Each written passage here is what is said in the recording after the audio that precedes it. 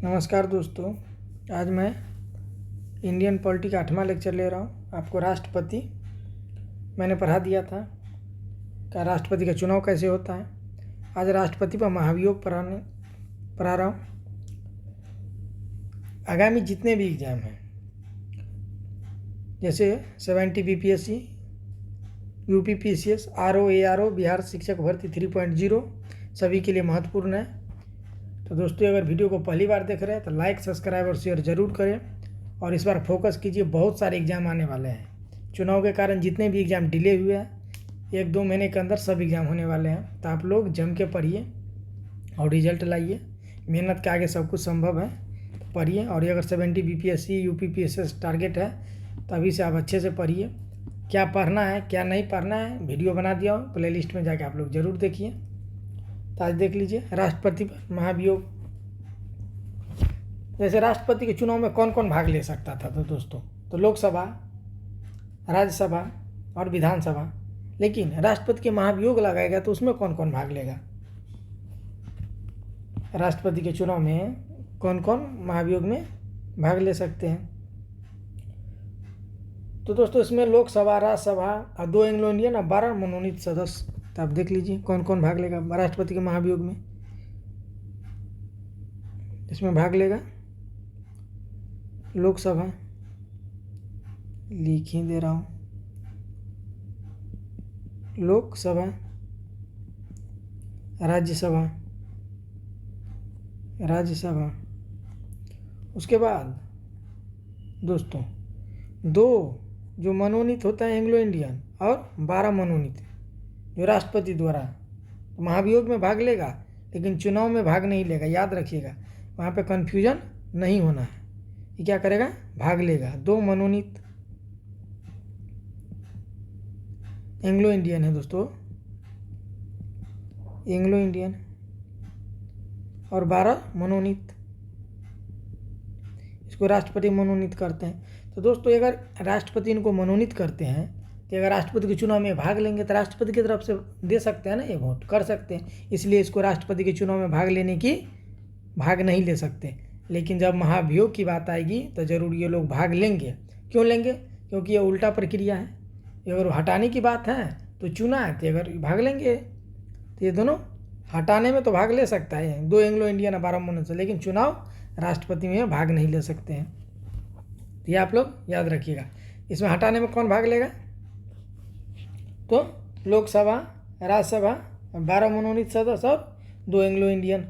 तो याद रखिएगा। आप लोग समझ गए। अगर राष्ट्रपति को में चुनाव वोट देना है तो कौन? लोकसभा, राज्यसभा और विधानसभा। लेकिन हटाना है लोकसभा, राज्यसभा और 2 एंग्लो इंडियन और 12 मनोनीत सदस्य। तो इसको महाभियोग में भाग लेंगे हटाने में। राष्ट्रपति को हटाने में लोकसभा या राज्यसभा में प्रस्ताव ला सकता है दोस्तों। राष्ट्रपति को हटाने में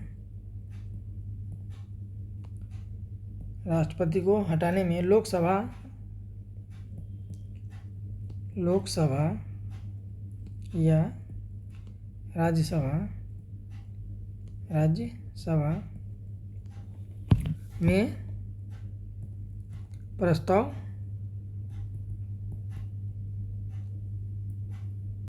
लोकसभा या राज्यसभा में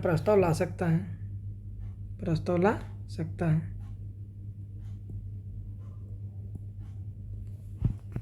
लेकिन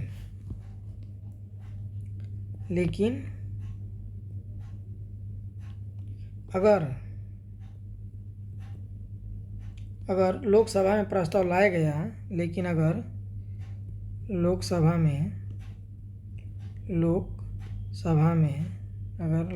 में प्रस्ताव लाया गया,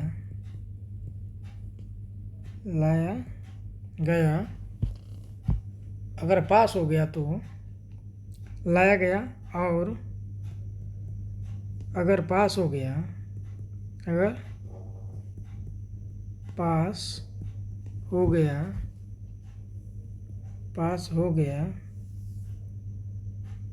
अगर पास हो गया तो वह राज्यसभा में तभी तो वह राज्यसभा में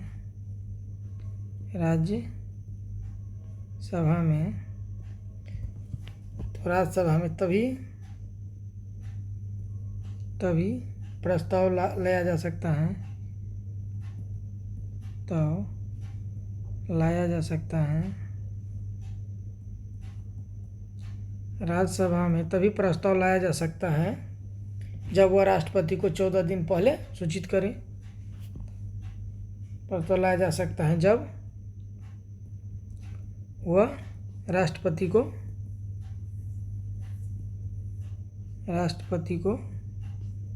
14 दिन पहले सूचित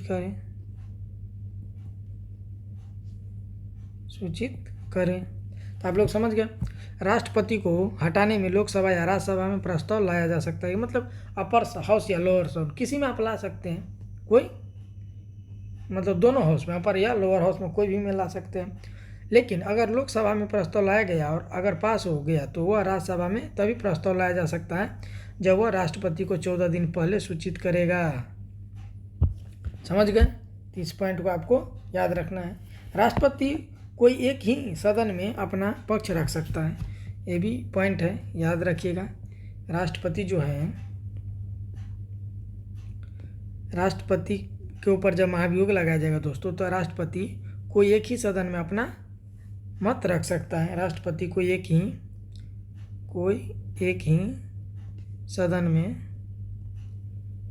सदन में अपना मत रख सकता है,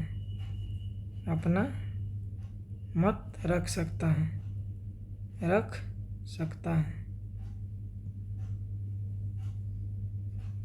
राष्ट्रपति कोई एक ही सदन में अपना मत रख सकता है।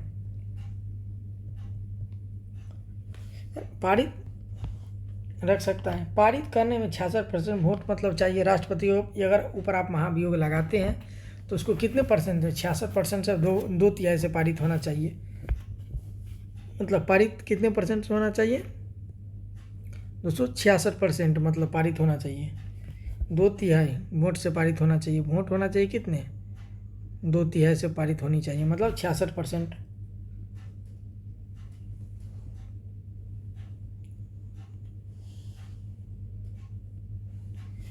समझ गए? 2/3 से पास होनी चाहिए। राष्ट्रपति का पद कहाँ से लिया गया है? राष्ट्रपति का पद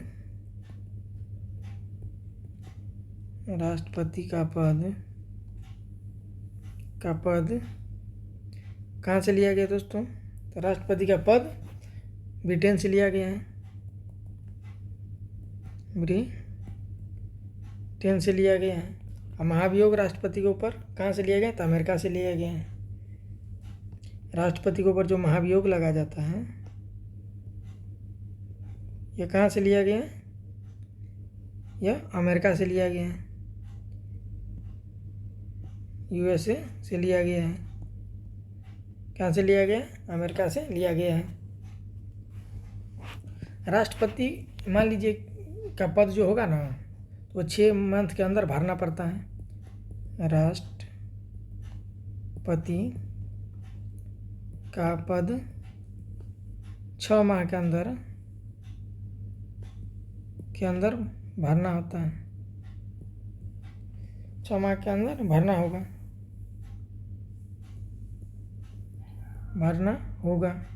अगर राष्ट्रपति नहीं है तो कौन? उपराष्ट्रपति होगा दोस्तों, उपराष्ट्रपति होगा।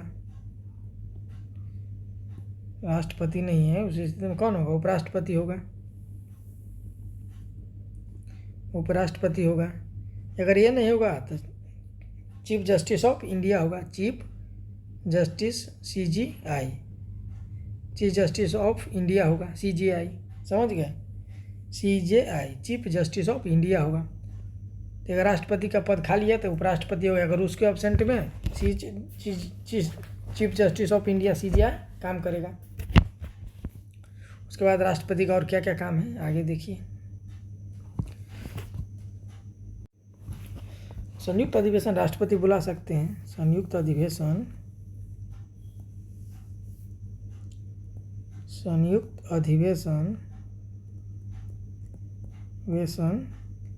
राष्ट्रपति बुलाते हैं।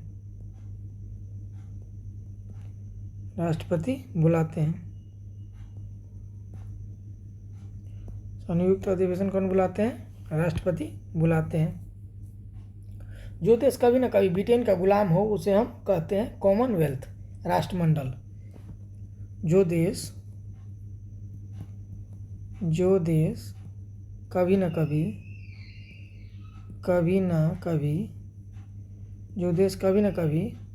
ब्रिटेन का गुलाम रहा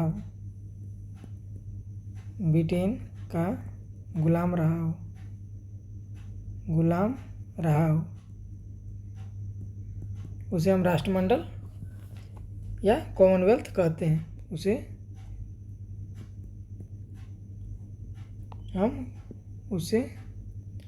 राष्ट्रमंडल कहते हैं। उसे हम कहते हैं राष्ट्रमंडल या कॉमनवेल्थ।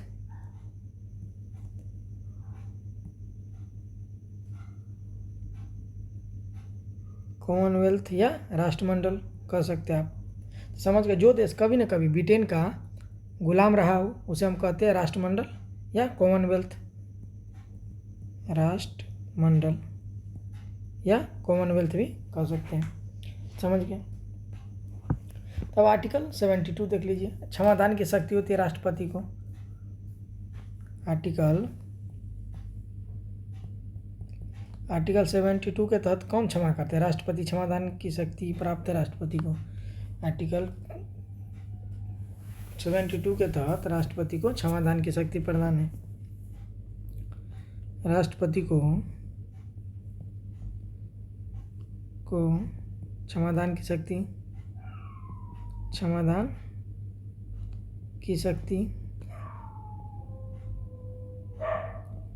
राष्ट्रपति को क्षमादान की शक्ति। तो समझ गया? आर्टिकल 72 राष्ट्रपति को क्षमादान करने की शक्ति प्रदान करता है। कौन? आर्टिकल 72 5 प्रकार से क्षमा कर सकते हैं। 5 प्रकार से क्षमा कर सकते हैं। दोस्तों आप याद रखिएगा कि अगर राष्ट्रपति किसी भी व्यक्ति को क्षमा करते हैं तो उसको गृह मंत्रालय से उसको इजाज़त लेना पड़ता है। दोस्तों ऐसे नहीं कि राष्ट्रपति की इतनी पावर है, ये कहने के लिए होती है कि राष्ट्रपति क्षमा कर दे रहा है, ऐसा नहीं है। उसको गृह मंत्रालय से उसको अनुमति लेनी पड़ती है। उसके बाद ही मान लीजिए किसी का फांसी है, उम्र कैद में बदलना है, तो दोस्तों ऐसा नहीं कि राष्ट्रपति अपने मन से बदल देंगे। उसको गृह मंत्रालय से अनुमति लेना जरूरी है। हाँ, मिलता है तभी आप ऐसा कर सकते हैं, ऐसा नहीं कर सकते आप।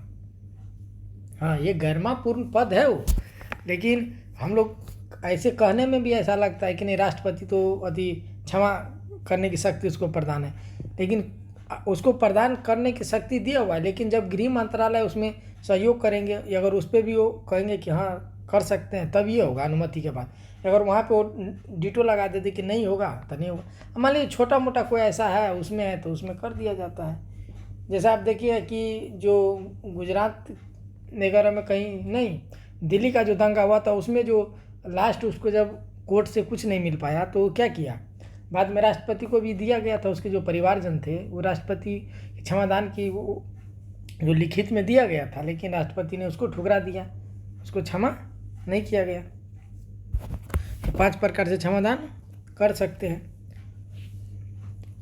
कोई भी व्यक्ति के ऊपर मुकदमा चल रहा होता है तो उस समय भी राष्ट्रपति उसका सज़ा माफ़ कर सकते हैं। जैसे पार्डन या क्षमा कहते हैं, पूर्ण रूप से माफ़ कर दिया जाएगा। सज़ा माफ़ करने के लिए राष्ट्रपति को गृह मंत्रालय से अनुमति लेनी पड़ती है। तो याद रखिएगा दोस्तों, सज़ा माफ़ करने के लिए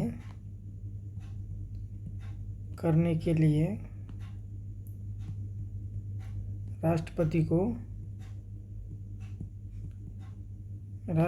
को गृह मंत्रालय से अनुमति लेनी पड़ती है। मति लेनी पड़ती है।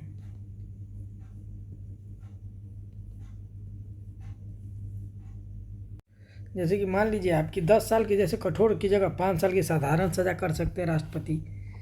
जैसे एग्जाम्पल में मान लीजिए कि 10 साल का किसी का कठोर सज़ा है, 10 साल का कठोर सज़ा है, मान लीजिए कि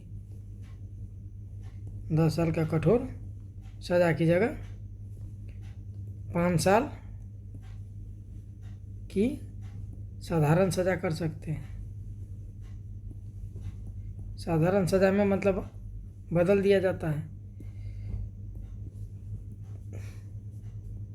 साधारण सज़ा में बदल दिया जाता है। दूसरा मतलब 10 साल को कठोर सज़ा की जगह साधारण में बदल देगा, 10 साल की सज़ा को 5 साल कर देगा, 10 साल की सज़ा को 10 साल के सज़ा को 5 साल कर देगा, 5 साल कर देगा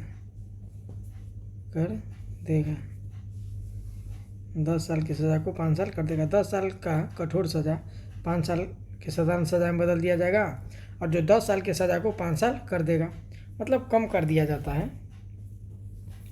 अब कुछ ऐसा कृत्य रहता है उसमें तो दोस्तों कम नहीं किया जाता है, कुछ ऐसी घटना रहता है जिसमें कम कर दिया जाता है। अब देखते हैं कि जो जेल में रहते हैं, मान लीजिए कि कैदी, तो मान लीजिए उसका आचरण अच्छा रहा, जेल में व्यवहार अच्छा रहा, लोगों से लगाव रहा, जो जेल प्रशासन है उसको कोऑपरेट किया, तो देखते हैं कि 20-20 साल की सज़ा जब 10 साल 12 साल 14 साल काट लेते हैं तो उसको छोड़ दिया जाता है। दोस्तों छोड़ दिया जाता है कि उसका आचरण व्यवहार बदल गया है, और छोड़ देना भी चाहिए क्योंकि उसके ज़िंदगी में और कुछ है। दोस्तों अगर कुछ ऐसा काम भी कर दिया तो उसको एक बार सुधरने की मौका दिया जाना चाहिए, जेल प्रशासन भी देता है। दोस्तों देखते हैं बहुत लोग जैसे जो 20-20 साल की सज़ा पाए हुए हैं, उसको क्या किया जाता है, अगर 5 साल 7 साल काट लिया तो उसको दोस्तों काम करने के लिए भी 10 बजे से 3-4 बजे तक छोड़ा जाता है कि आप जाइए बाहर कोई काम कीजिए, पैसा कमाइए, फिर रात में जेल में आ जाइए।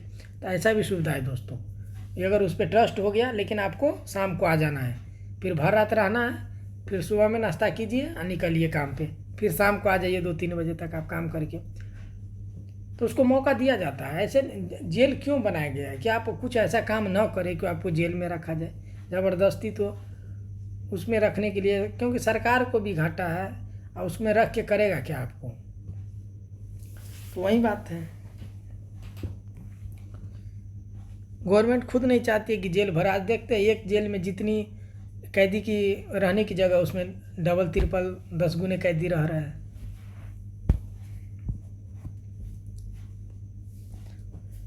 तो राष्ट्रपति आप देख लिए,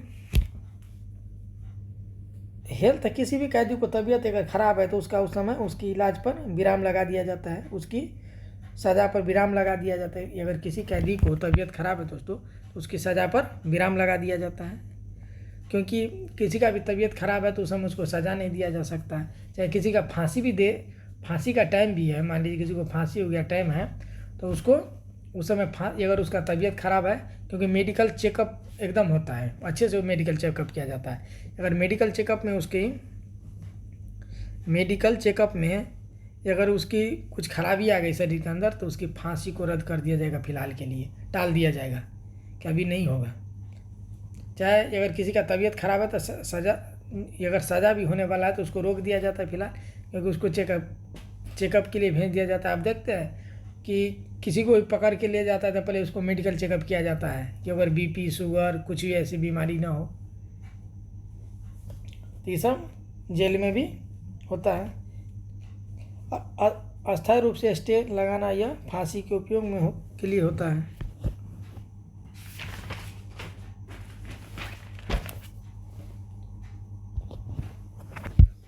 दोस्तों आप देख लिए कि आर्टिकल 72 के तहत कौन राष्ट्रपति क्षमादान की शक्ति पर उसको प्राप्त है। यहीं पे एक और देख लीजिए कि आर्टिकल 161 मतलब आर्टिकल 161 के तहत राज्यपाल को क्षमादान की शक्ति है। राज्यपाल को क्षमादान की शक्ति प्रदान है, राज्यपाल को क्षमादान की शक्ति प्रदान है। शक्ति प्रदान है। समझ गए। लेकिन कोर्ट मार्शल में सज़ा माफ़ नहीं कर सकते हैं, जैसे सैन्य कानून अगर में होगा। तो राज्यपाल को क्षमादान की शक्ति आर्टिकल 161 के तहत प्रदान है, ये भी क्षमा कर सकते हैं। 72 के तहत राष्ट्रपति और आर्टिकल 161 161 के तहत राज्यपाल क्षमा कर सकते हैं। लेकिन इसमें कुछ है, लेकिन कोर्ट मार्शल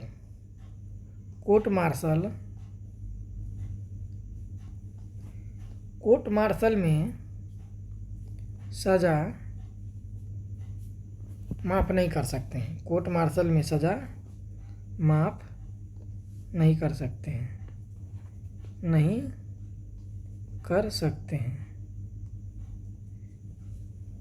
कोर्ट मार्शल में क्या नहीं कर सकते हैं? सज़ा माफ़। कोर्ट मार्शल में सज़ा माफ़ नहीं कर सकते हैं। इसका जैसे सैन्य कानून वगैरह में इसमें नहीं होता है। जैसे सैन्य कानून, सेना का भी तो एक कानून हो, जैसे सैन्य कानून, इसमें क्या होता है? सज़ा माफ़ नहीं करते। इसके बाद आप देख लीजिए।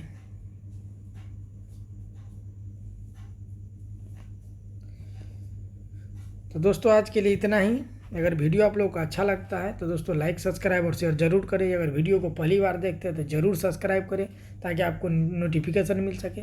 और 70 बीपीएससी के ध्यान में रखते हुए आपको टारगेट बैच चलाया जा रहा है, इसमें history, geography, polity, economy, world map, Indian map सारे पढ़ाया जाएगा, बिहार स्पेशल।